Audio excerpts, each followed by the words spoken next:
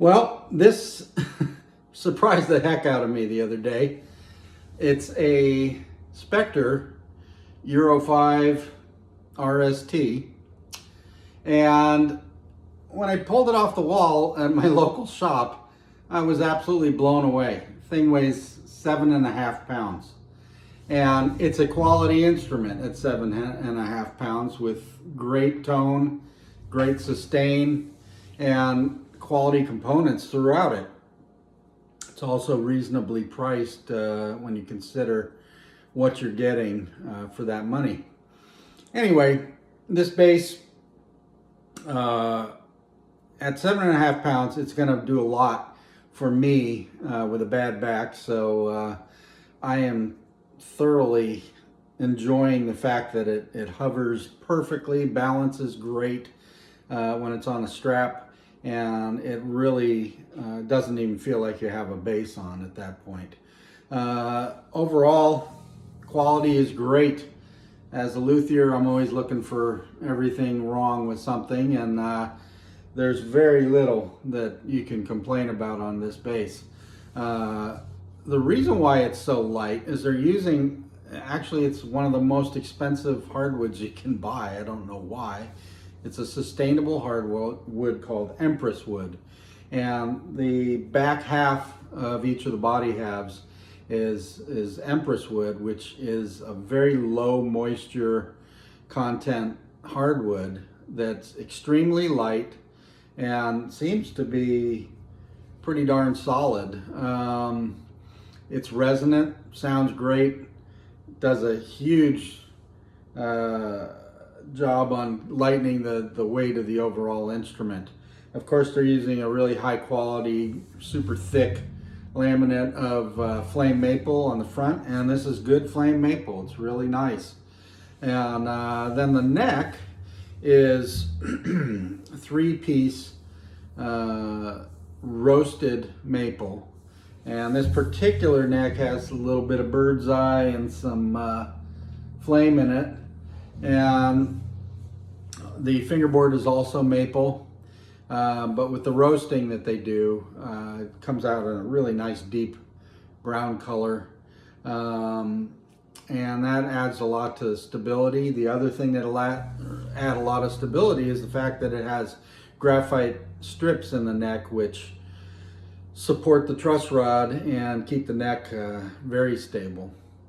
Now, stable neck's great, but if they hadn't done a good fret job or didn't get the fingerboard to the right flatness and evenness, it wouldn't matter. But they did an excellent job. This is one of the few basses I've ever had that I didn't have to do mill and crown work in order to get the action low.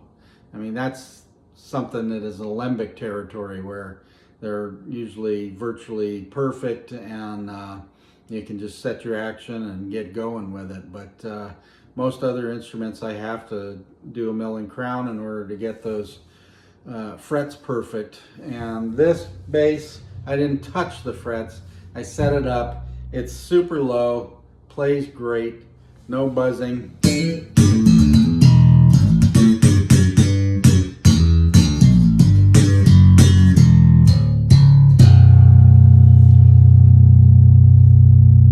That's resonant, and that is clean, and it rings forever.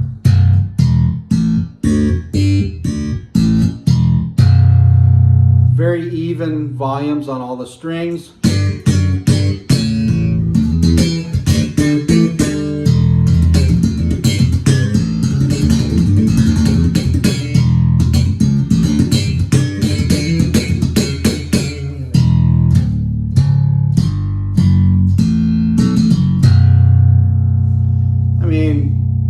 You can't complain about that tone. The feel is very good. It's a 35-inch scale, but I always use lighter strings anyway. I run a 40 to 125 on a 5-string, and the tension feels perfect. It feels like a 34-inch scale bass if it had 45 to 130 on it. So all in all, very, very good feel. the quality of everything on the bass, there's no shortcuts here. It's got the Spector's massive bridge in aluminum, which really helps on that weight savings again. And then it has Aguilar pickups, which are superb, and an Aguilar active preamp in here, 2-band preamp. So there's no compromises. It's not like an overseas instrument has junky electronics you got to swap out. Everything is very good. Even the inlays, really nice, real mother of pearl inlays. So there's just nothing cheap on it. Godot tuners, excellent working tuners. The workmanship overall, it's very, very good. There's really nothing to complain about. I would say, if anything, the only thing you might notice is that versus the American Spector, the neck on these Czechoslovakian-made ones is a little bit chunkier, a little bit fuller feeling. It's not bad. It's nothing I complain about. I personally like a little bit fuller neck just for stability and rigidity and tone. The real difference you'll notice between this and the American one is the volute on the Czechoslovakian one is very smooth and minimal. On the American ones, they carve it to a sharp point and it's a little more accentuated. But other than that, I really have nothing to complain about. It has a brass nut that's really well cut, beautifully formed and shaped, fitted well. Intonates really well. I just am amazed at the caliber of what this bass is for the money. It lists at $31.95 or something, and you know, it's certainly worth the money at that. Comes with a nice gig bag that's embroidered with the Spector logos.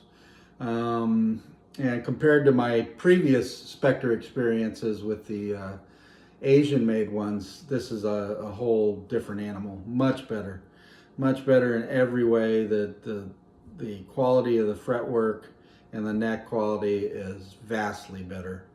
So all in all, very, very good instrument, well worth the money.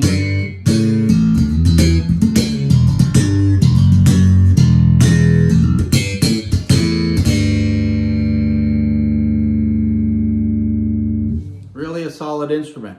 You know, once again, a setup is important, although this one came with reasonably low action. It was actually set up fairly well right from the factory. But, you know, I always go the extra mile to get that action where I want it and put the strings that I like on it. And it makes a big difference for me. But I spent probably an hour playing it at the store. Didn't take it home that day. I wanted to do more research on what this bass was about. But once I found out that they were using a high quality wood and what the wood was, you look at it and you'd go, oh, it's swamp ash, but it's not. It's Empress wood, and it's much more prized and has, I think, better tonal characteristics and a lighter weight. So all in all, I don't think you can go wrong with these Euro 5 RSTs. Excellent instrument. Good job, Spector.